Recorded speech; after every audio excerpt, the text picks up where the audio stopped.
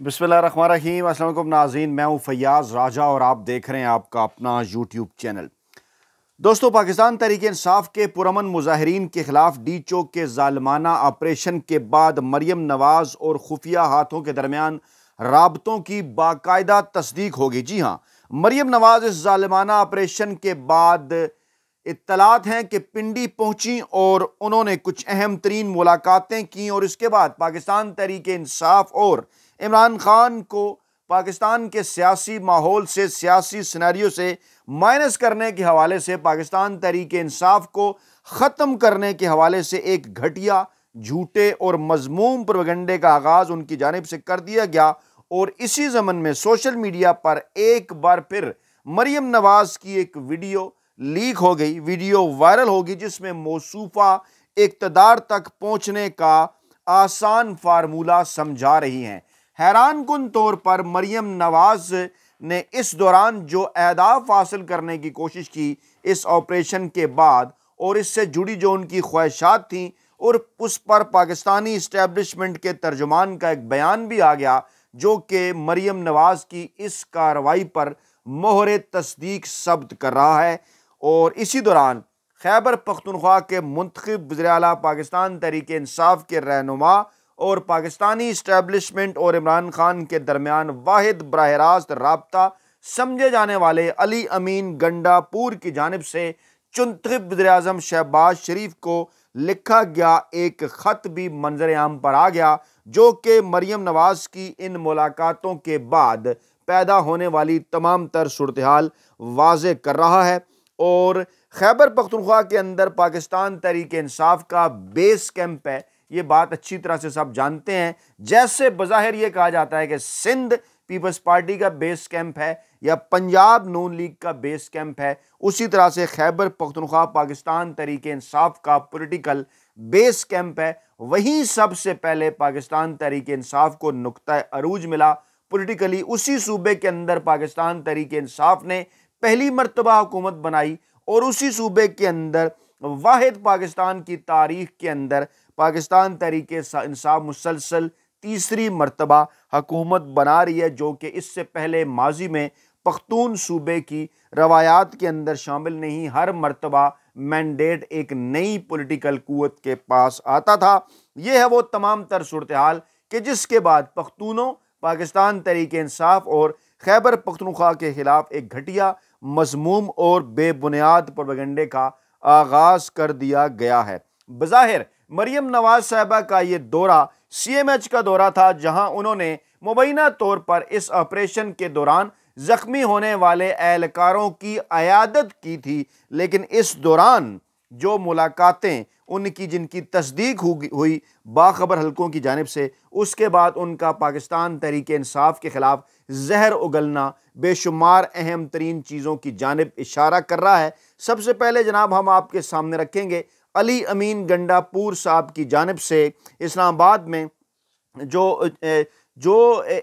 एक पाकिस्तान तहरीक इंसाफ के जो कारकुन थे, जो कि कंटेनर से गिराए गए, जिनकी वीडियो वायरल हुई थी और जो कि नमाज पढ़ रहे थे कंटेनर के ऊपर, जिनका ठट्ठा नून लीग की जानिब से उड़ाया गया कि वो नमाज नहीं पढ़ रहे थे, वो टिकटॉक बना रहे थे। सवाल ये पैदा होता है कि फ़र्ज़ करें अगर वो टिकटॉक भी बना रहे थे तो क्या इस तरह से किसी को कंटेनर से गिराया जाना जो है वो इंसाफ के असूलों के मुताबिक है। वज़ीर आला KPK ने इस्लामाबाद में कंटेनर से गिराए जाने वाले ज़ख्मी कारकुन से उन्होंने मुलाकात की और वज़ीर आला हाउस में ये मुलाकात हुई। उन्होंने ज़ख्मी कारकुन को हर मुमकिन तावन की यकीन दहानी कराई और कहा कि पुरअमन एहतजाज करने वाले कारकुनों पर तशद्दुद इंतहाई काबिल मुज़म्मत है। ऐसे कारकुनान पार्टी का असासा हैं, बानी चेयरमैन के असल टाइगर्स हैं। ज़ख्मी और शहीद पार्टी कारकुनों के लवाहिकीन को तनहा नहीं छोड़ा जाएगा। जल्द इमरान खान की रिहाई इन्हीं कारकुनों की मदद से अमल में लाएंगे। 26 नवंबर को PTI के इस कारकुन की कंटेनर से गिराए जाने की वीडियो वायरल हुई थी, जिसके बाद मुल्की और बैनुल-अक़वामी सतह पर उनके हवाले से आवाज़ें उठना शुरू हुई थी। इसी दौरान पाकिस्तान तहरीक इंसाफ के चेयरमैन बैरिस्टर गौहर, जिन मौसूफ ने इमरान खान से मुलाकात के बाद बजाय ये बात करने के कि अभी हम फैक्ट्स एंड फिगर इकट्ठे कर रहे हैं। ये बयान दाग दिया था कि हमारा सैकड़ों हलाकतों के, सैकड़ों शहादतों के हवाले से जो लोग बयान दे रहे हैं उसको हम ओन नहीं करते और हमारे 12 कारकुन शहीद हुए। अब ये मौसूफ फरमा रहे हैं कि ज़िली सतह पर हम डेटा इकट्ठा कर रहे हैं, हमारे 5000 के करीब कारकुनान लापता हैं। क्या ही अच्छा होता कि मौसूफ बैरिस्टर गौहर इंतज़ार करते मीडिया से बात करते हुए और ये बात करते कि जनाब अभी हम डेटा इकट्ठा कर रहे हैं,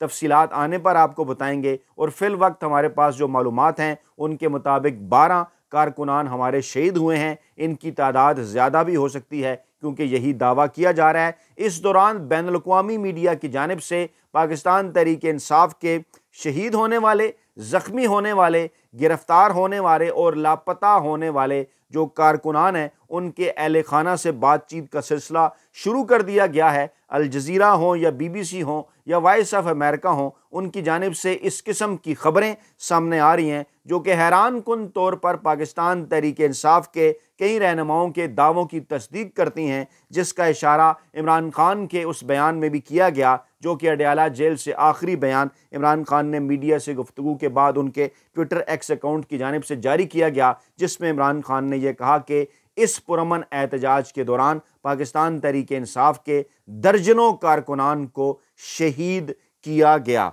अब यह है वो सारा बैकग्राउंड कि जिस बैकग्राउंड के बाद इस किस्म की खबरें सामने आती हैं कि मरियम नवाज साहबा बयान देती हैं लाहौर के अंदर के पाकिस्तान तहरीक-ए-इंसाफ सियासी गंद है और पाकिस्तान तहरीक-ए-इंसाफ का पाकिस्तानी सियासत से ख़ात्मा होना चाहिए। फिर वो इमरान खान के हवाले से घटिया और गलीज़ ज़ुबान इस्तेमाल करते हुए कहती हैं कि अपने बच्चे लेकर नहीं आते, दूसरों के बच्चे मरवा रहे हैं। और मौसूफ़ा ये कहती हैं कि अगर पंजाब पुलिस गोली चला देती तो फिर क्या होता। अब इसके अंदर 2-3 चीज़ें हैं बड़ी इंटरेस्टिंग जो कि बयानिया मरियम नवाज साहबा बनाने की कोशिश कर रही हैं, क्योंकि उनके चचा पहले ही एक इजलास के बाद बयान दे चुके थे कि डी चौक में ये जो ऑपरेशन हुआ जिसमें बड़ी तादाद में शहादतें हुई, इसमें शहबाज शरीफ साहब मौसूफ ने यह फरमाया था कि उन्हें आर्मी चीफ और DGISI की मुकम्मल हमायत हासिल थी और उनकी मदद के साथ ये ऑपरेशन किया गया। और जब 2-3 दिन उनका ये जो बयान था मुल्की और बैनुल-अक़वामी मीडिया की जीनत बना, इस पर जब बातें होना शुरू हुई तो उसके बाद पाकिस्तानी इस्टेब्लिशमेंट बैकफुट पर हो गई। और उसके बाद फिर मोहसिन नकवी जो पाकिस्तानी इस्टेब्लिशमेंट के तर्जुमान हैं, उनकी जानिब से ये बयान भी सामने आया कि जनाब बराह रास्त सामना तो किसी जगह पर फ़ौज के साथ, सिक्योरिटी एहलकारों के साथ नहीं हुआ और वो तो वहाँ पर उनका किसी बराह रास्त तसादम के अंदर मौजूद नहीं थे, ना ही उन्होंने किसी किस्म की गोली चलाई। ये जो तमाम तर ऑपरेशन था ये पंजाब पुलिस की जानिब से किया गया। फिर इसी दौरान मरियम नवाज साहबा ने जब रावलपिंडी का दौरा किया इस ख्वाहिश को लेकर, इस ख्वाहिश के इजहार के तौर पर कि जनाब अब इमरान खान और पाकिस्तान तहरीक-ए-इंसाफ से हमेशा के लिए जान छुड़ाई जाए,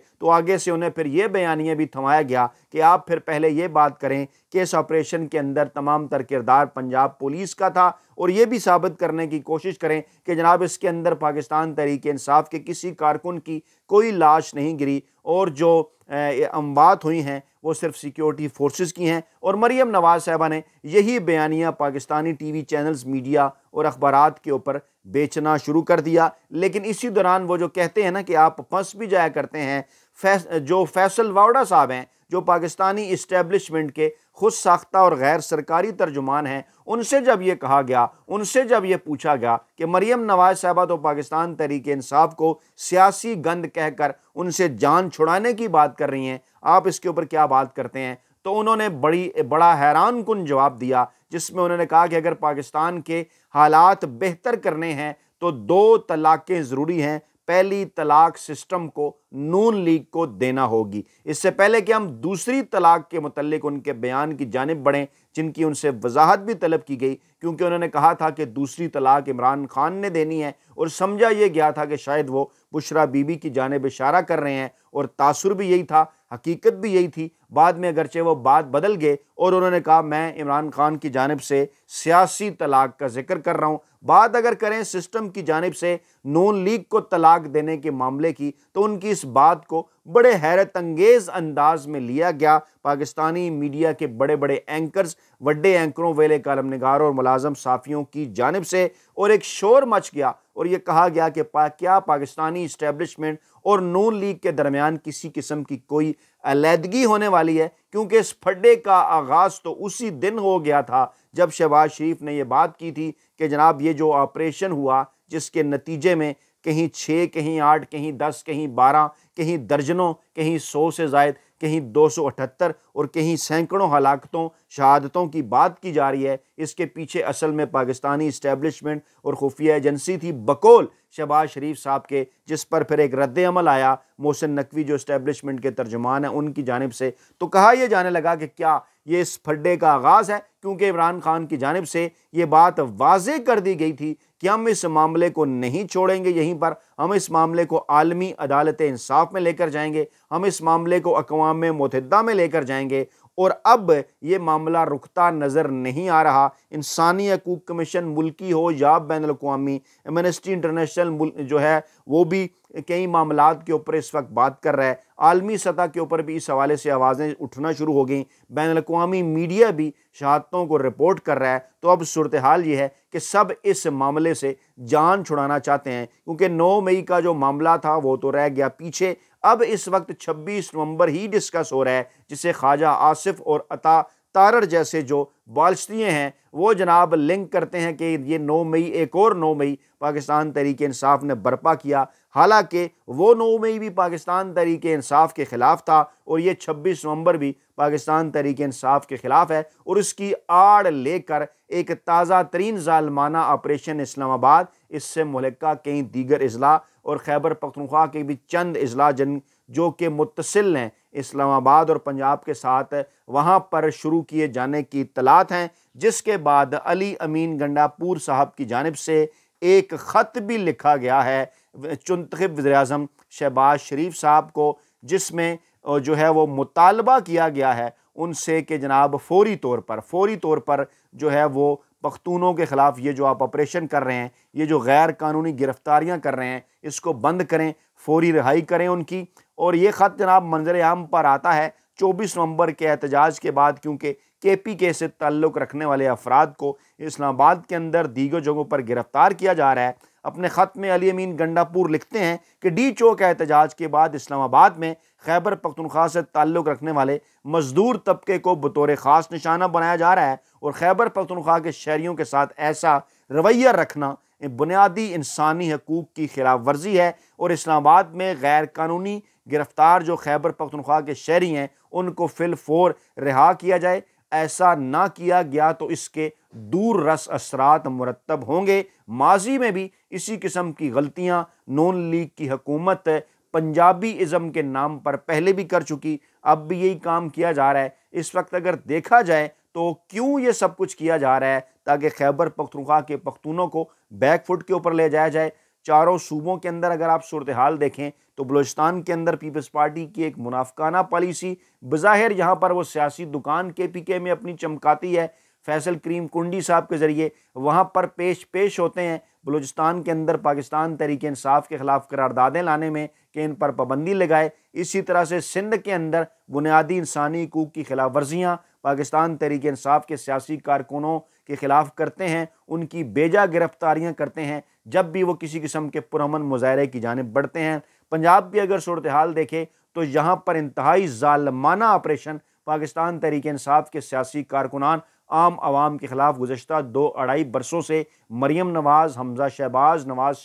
शहबाज शरीफ और इन जैसे दीगर लोगों की क़ियादत में जारी है। और घरों की चारदीवारी को भी नहीं छोड़ा गया, चादर चारदीवारी का तकद्दुस भी पामाल किया गया, ख़वातीन और बच्चों तक को नहीं छोड़ा गया। और फिर एक जो सूबा खैबर पख्तूनख्वा जो कि पाकिस्तान तहरीक इंसाफ का सियासी बेस कैंप है, वहाँ से अगर पॉलिटिकल पुरअमन जद्दोजहद का आगाज़ होता है तो फिर पख्तूनों को टारगेट किया जाता है, जिस पर अली अमीन गंडापुर जाब का ये जो रद्द अमल है ये बड़ा बरवक्त है। और इत्तलात ये हैं कि इस मामले को सिर्फ यहीं नहीं रोका जाना बल्कि आगे ले जाने का भी प्रोग्राम है। एमनेस्टी इंटरनेशनल ने हुकूमत से इंसदाद दहशतगर्दी एक्ट तरमीमी बिल की मंजूरी रोकने का भी मुतालबा कर दिया है और कहा है कि ये जो एक्ट पेश किया गया था जिसमें 3 माह तक एहतियाती हिरासत में रखने का इख्तियार देने का मुतालबा किया था, इसको फिर मुतलका कमेटी को भी भेजा गया था। इसके मुतल्लिक दीगर कई ऐसी शिकें शामिल हैं कि जनाब इसमें पाकिस्तान में बुनियादी इंसानी हकूक़ मुतासर होंगे और जो खिलाफ वर्जियाँ इंसानी हकूक़ की हैं उनको कानूनी तहफ़्फ़ुज़ मिल जाएगा और सियासी मुखालफिन जो हैं जिसमें पाकिस्तान तहरीक इंसाफ के हामी और अरकान हैं उन्हें बिला जवाज़ हिरासत में रखा गया है, उनके खिलाफ इस्तेमाल किया जाएगा। इसके मुतल्लिक अब आवाज़ें उठना शुरू हो गई हैं। तो ये हैं जनाब ताज़ा तरीन और बड़ी डेवलपमेंट्स इस्लामाबाद से। अपना बहुत ख्याल रखिएगा, दुआओं में याद रखिएगा। नई वीडियो के साथ जल्द हाजिर होंगे। अल्लाह निगहबान।